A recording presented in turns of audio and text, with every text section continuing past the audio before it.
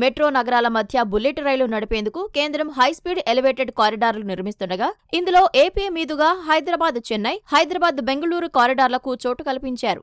ఈ రెండు కారిడార్లలోనూ హైదరాబాద్ నుంచి శంషాబాద్ వరకు 38.5 కిలోమీటర్లు కామన్ గా ఉండనుంది. అక్కడి నుంచి చెన్నై, బెంగళూరు వైపు వేర్వేరు కారిడార్లు ఉంటాయి. హైదరాబాద్ చెన్నై హైస్పీడ్ కారిడార్ కోసం 744.5 కిలోమీటర్ల అలైన్మెంట్ ను ప్రాథమికంగా ఖరారు చేశారు. ఇందులో తెలంగాణలో 6, ఏపీలో 8, తమిళనాడులో 1 స్టేషన్ నిర్మిస్తారు. ఇది హైదరాబాద్ పరిధిలోని Hyderabad Mumbai high speed rail corridor నుంచి మొదలై శంషాబాద్, నార్కట్పల్లి, సూర్యాపేట, ఖమ్మం, కోదాడ మీదుగా వచ్చి సిఆర్డీఏ మీదుగా గుంటూరు వైపు వెళ్తుంది. అక్కడి నుంచి చీరాల వైపు వెళ్లి విజయవాడ చెన్నై రైల్వే లైన్ కు సమాంతరంగా చెన్నై వెళ్తుంది.